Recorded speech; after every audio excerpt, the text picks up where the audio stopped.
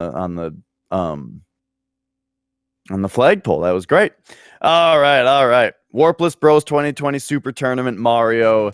We are off. Looks like both runners are off, and right away we're seeing two different strategies here. I wonder if Miniland means that he's going to be Mini Mario the entire time. There's only one way to find out.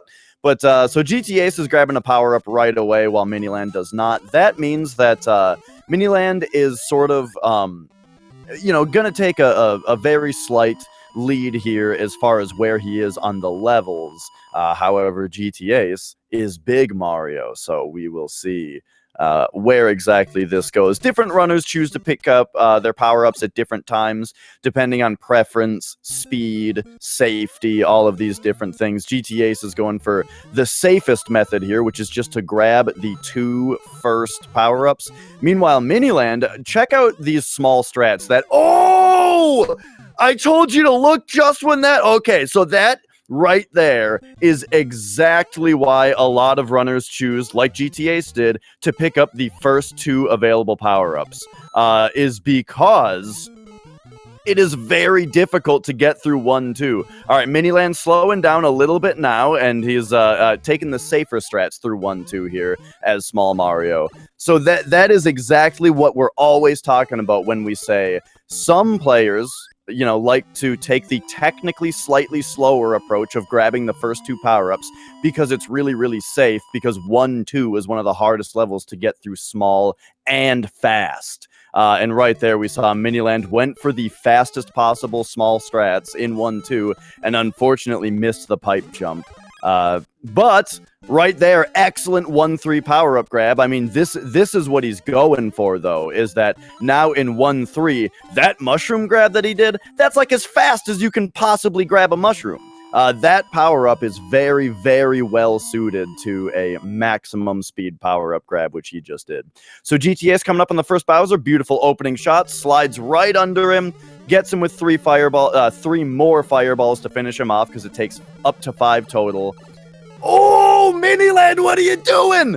Oh my gosh, Miniland, do I feel for him. Okay, so he was doing some little hops just for fun.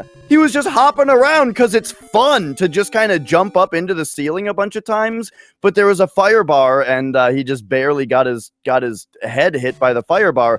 Took another bit of damage, and you know what's extra sad about it, or extra concerning, is the fact that Miniland did not grab the firepower at the start of 1-4, which says to me that he is a small fire runner. He was planning on initiating the small fire Mario glitch, but in order to do that, you have to be powered up once you reach Bowser. So now he's forced to be this big, dumb Mario that has fire, and we'll see how much that affects his play here, because a lot of people get very, very comfortable with small fire, and then once they're big fire and they suddenly have to be doing a bunch of crouch jumps where they didn't have to crouch before, you find yourself kind of in a bit of a spot of bother.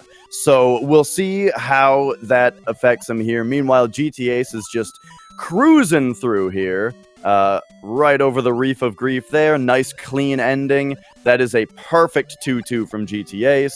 We'll see how Miniland gets it. He gets through the choke point quickly. That's, in my opinion, the hardest part of the level right there, and he just soared through it, no problem at all. Oh my gosh, though, but that cheap pattern! So he wanted to go up and firepower the second cheap there, but there was a cheap above him, so he had to wait to pump so that he didn't hit his head on the first cheap. But then that didn't get him the height in time to actually fire kill the second cheap. So Miniland unfortunately takes another hit there, and is going to have to power up again. I am very, very interested to see if he goes for small fire now on the 2-4 castle.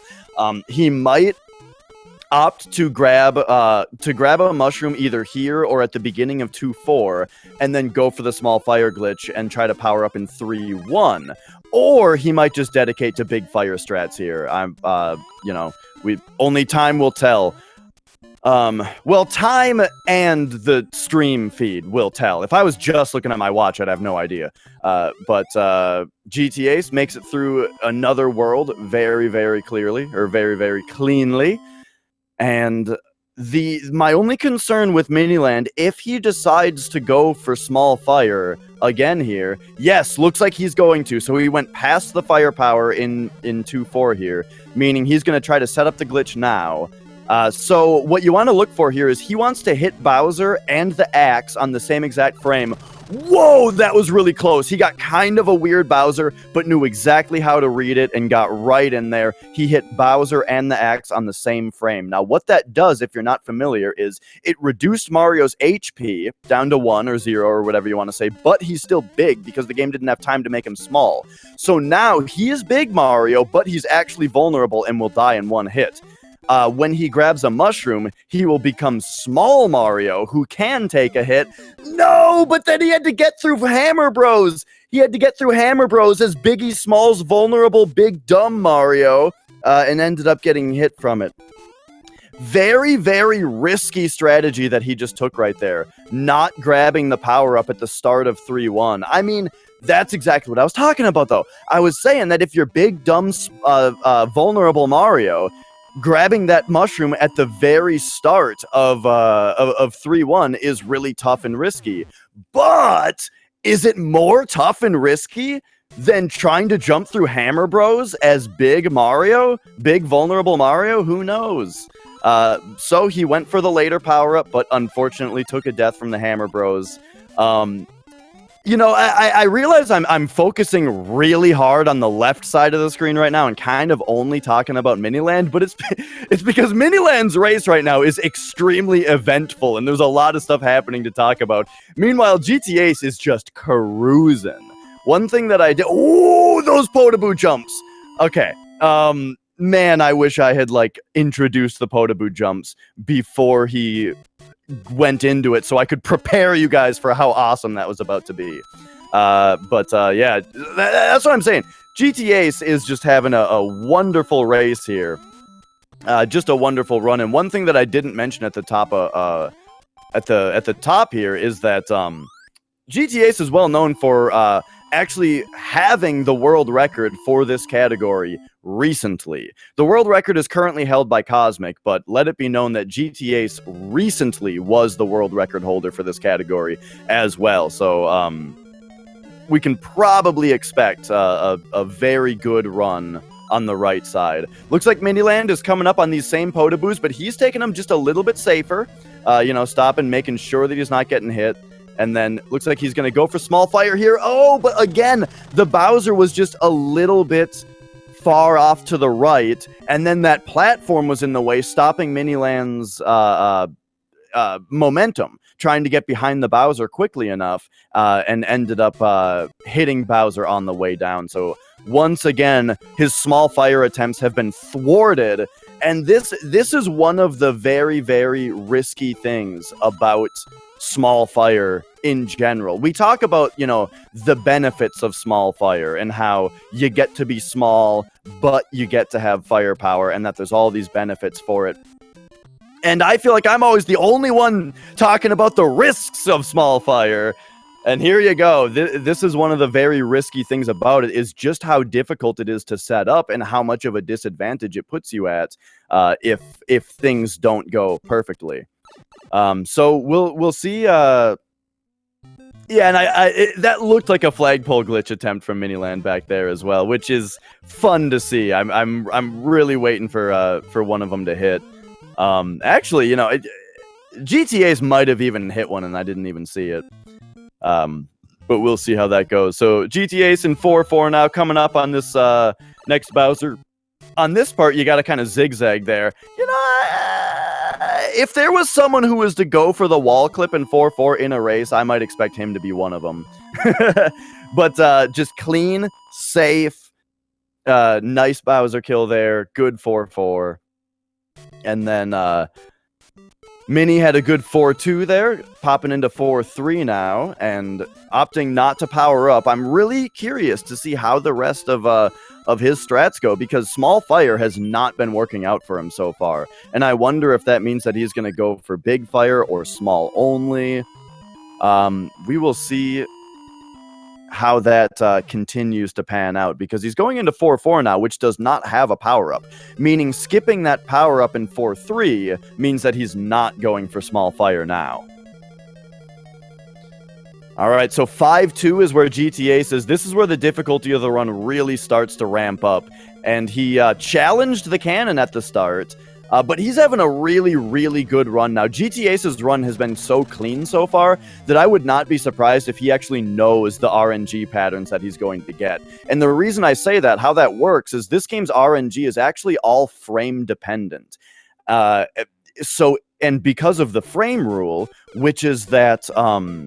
Oh, okay, so Miniland there looked like he just ran straight into an enemy, but he might actually be refilling his lives, which is interesting because he had 2 lives. I almost wonder if he thought he only had 1. But yeah, so that was an intentional game over from Miniland there to refill his lives back up to 3.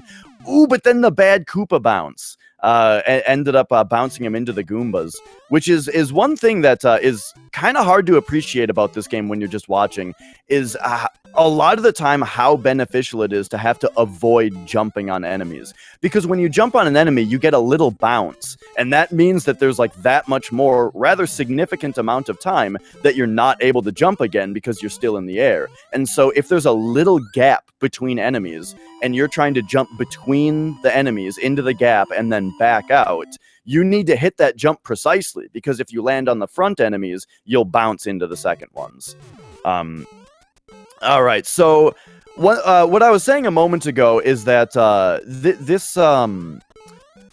this game has something called the frame rule, where every time that you exit a level, the game only checks for progress or to send you to the next level every 21 frames.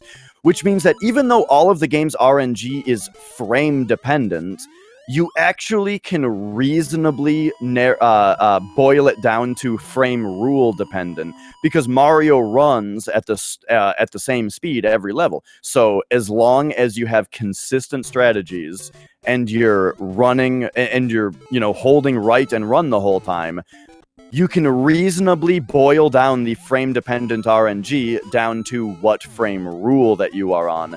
And runners like GTAce, who are just at such a high level, they've got all these different frame rules down, where as long as they haven't made a big mistake and have put themselves many, many frames behind the norm, they actually know what the RNG patterns are going to look like because they've been there before. It's kind of a really, really crazy deep way to get to go into this game, but that's why you see a lot of like really aggressive strats from GTA's that look like they could go really poorly, such as jumping under those Potaboos in the third castle, or how he challenged the Bullet Bill in 5-2, which can just shoot you. He probably knew it wasn't going to, so that's really impressive to see. All right, so yeah, it looks like Miniland is just going small only here, which, I mean, that's a really interesting decision, because not interesting as in I disagree with it or anything like that. I don't. If you are used to running small fire, and now you're kind of forced to not run small fire, what would you prefer? Do you prefer the smaller Mario hitbox, and so you're going to stay small, or do you prefer the firepower, and so you're going to go big? And judging by that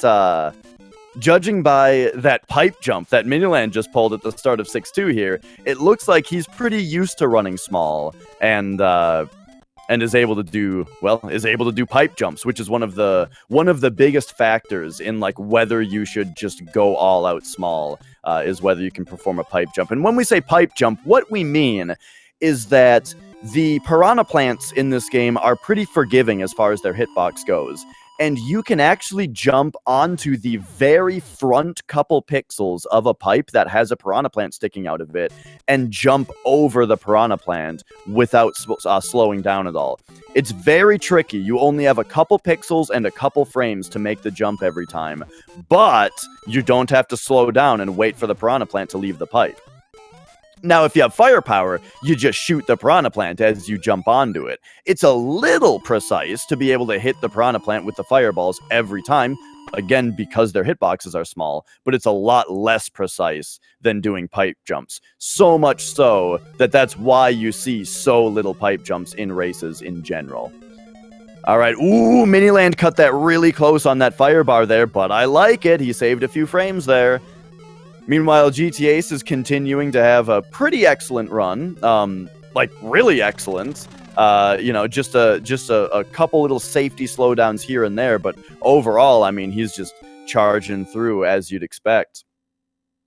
Miniland making it into World 7 here, and now if you are running small only, World 7 is where things get kind of interesting, extra interesting, because there's a lot more hammer bros here, which is dangerous for small.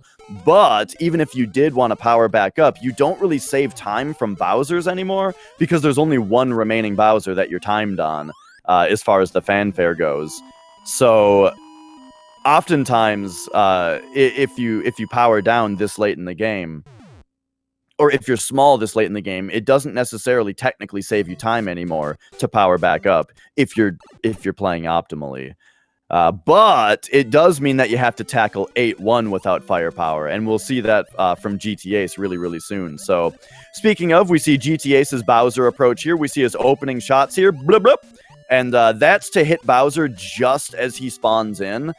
The reason you want to do that, it's really precise timing to throw out those opening shots, because if you shoot the shots too early, they travel all the way across the screen and they despawn before Bowser spawns in, so you might as well have not shot anything.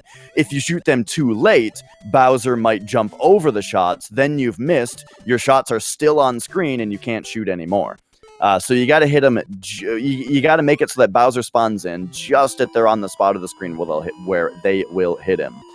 So GTA's making it through 8-1 here. I was yakking about opening shots, so I didn't really talk about the firepower strats here all that much. But as you can see, 8-1 is a pretty comfortable level with firepower. You can just kind of run the whole time. Every time that there's a pipe, you can jump up and shoot the piranha plants off of it. And basically get rid of any threat that's in your way. While Miniland being small, we're going to see how much more difficult it is as a small Mario. Oh, Miniland hit the flagpole glitch, though!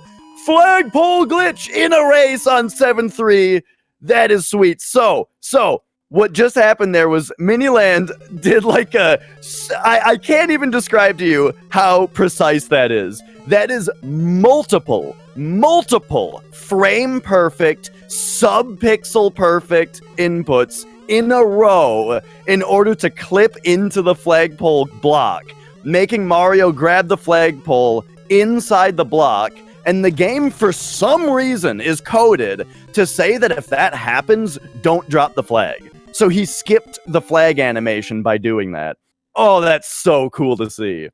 All right. Meanwhile, GTA's continuing to show off the benefits of firepower in World 8, as he's able to just fire kill these hammer bros. They can still give you some trolley patterns just like that one. It's always that third one in the gauntlet that gets you. But what's nice about that is you saw that GTA's had to slow down a little bit there in order to not get jumped on by that hammer bro. However, you have to slow down in 8-3 anyway, because if you play it optimally, you end with a 3 on the timer, which wastes a full second watching fireworks go off.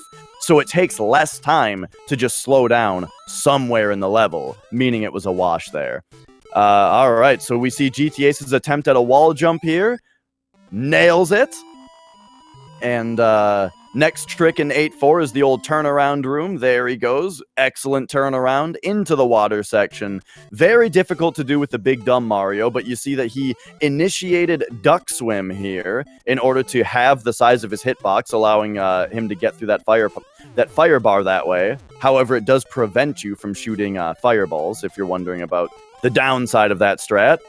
Ooh, he got the Lodaboo, but good thing that he's big, and that gives you enough iframes to just charge on through and get a rather unbelievable 1910.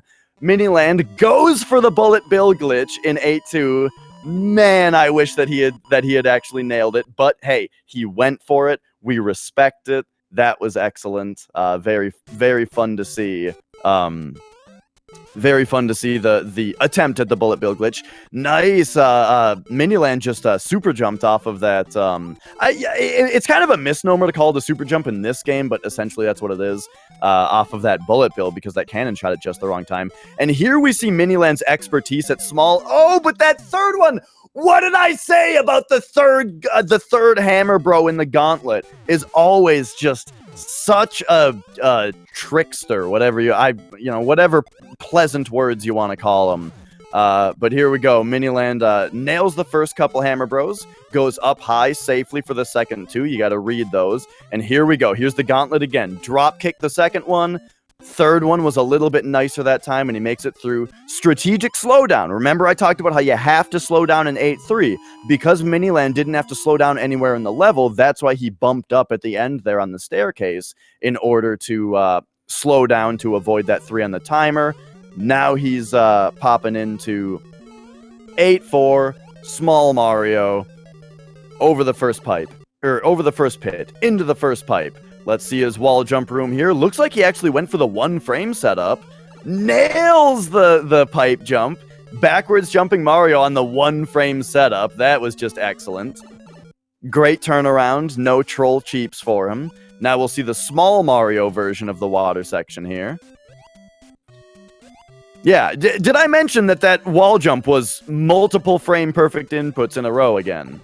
Ooh, beautiful water section. Really cut it close on that fire bar, but, I mean, there you go with how experienced he is with small Mario. Safely gets under the Bowser for a 21-17 on the timer. Man, that was a really nice run from Miniland, actually. Like, okay, so we just got to talk about how Miniland's run there at the start was really, really rough. We saw it kind of over and over again. It was difficult for Miniland to get the small fire setup, and that was a big part of his strategy. Miniland came into this race saying, I'm going to do small fire, right? And I need to set up that glitch. And just multiple times in a row, it was not working out. Then he went into small only mode and just charged through the second half of the game. As we saw, Miniland's, starting on World 5, he cruised and kept up with GTAce only a couple levels behind after what was honestly a pretty catastrophic first half of the race. So really, really interesting things to see. Kudos to Miniland for having such a difficult first half of the run with small fire not working out, and then just nailing the second half of the run. Rather the opposite of what I did the other day, which was a pretty good first half and then just absolute garbage trash for the second half. So yeah, excellent to see just that really chill, just enter Zen, enter small Mario, charge through the rest of the run, and end up with a time that is a lot better than what the first half of the race might have indicated it may have been.